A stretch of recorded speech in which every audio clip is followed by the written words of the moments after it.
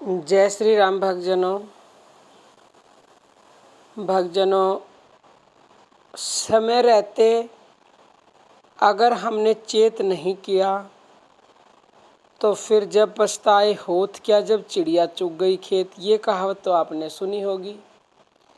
फिर बाद में पछताने का कोई लाभ ना मिलेगा, क्योंकि अगर मैं भी किसी को कहती हूँ कि भगवान का नाम जप कर लो, भगवान का सुमिरन कर लो, तो बहुत से मनुष्य ऐसे होते हैं हंसी मजाक में टाल देते हैं, और कई मनुष्य ऐसे कहते हैं कि कर लेंगे, अभी तो बहुत ज़िंदगी पड़ी है,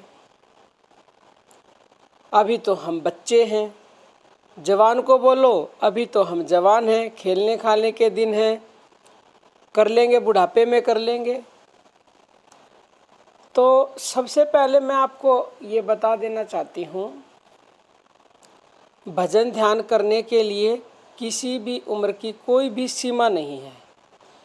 आप भगवान का भजन ध्यान सुमिरन नाम जप किसी भी उम्र से शुरू कर सकते हैं, और जितना जल्द शुरू करेंगे उतना ही आपके लिए लाभकारी होगा।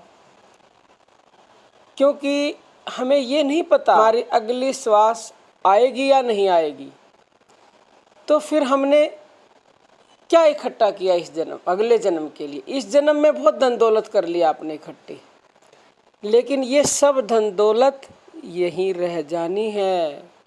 खाली हाथ हम आए थे और खाली हाथ हम जाएंगे। आए थे तब तो फिर भी मुट्ठी बांधे आए थे, लेकिन जब जाएंगे, जब तो हाथ पसारे जाएंगे।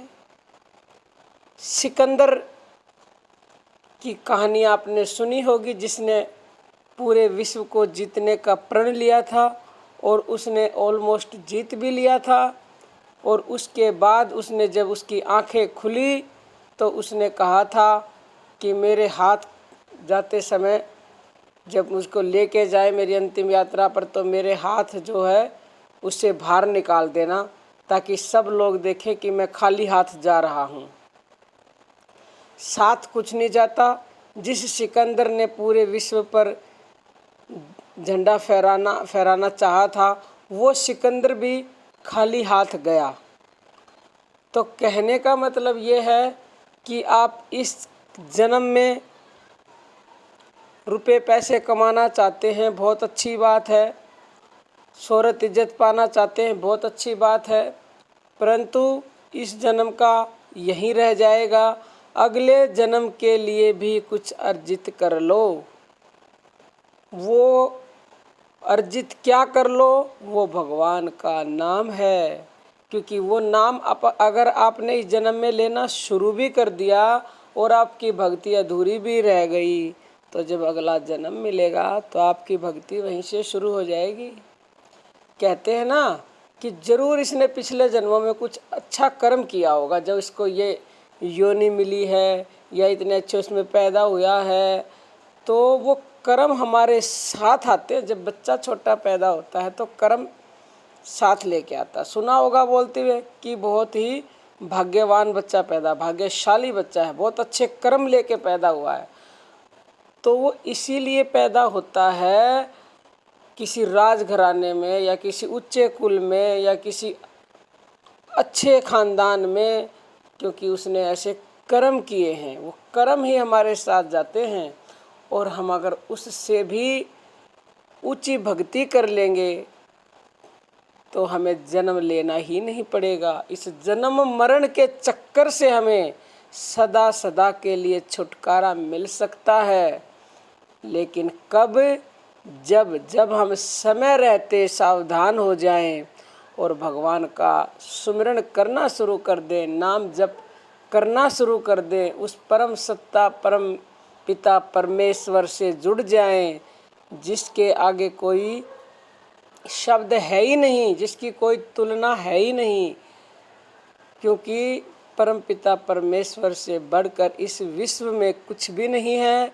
आप इस बात को मान लें और मानकर अपने जीवन में अभी से इसी क्षण से उतार लें, क्योंकि कहीं देर ना हो जाए।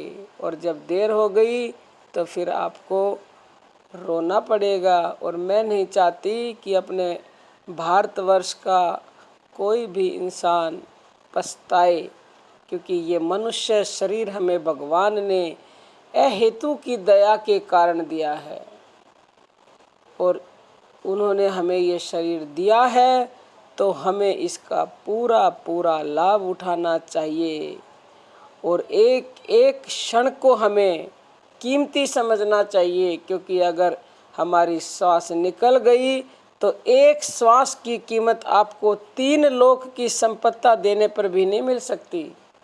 तो इसलिए इन सांसों का, इस अनमोल खजाने का लाभ उठाइए। इससे बढ़कर लाभ इस संसार में कुछ नहीं है। तो आज के लिए इतना ही। जय श्री राम भक्तजनों।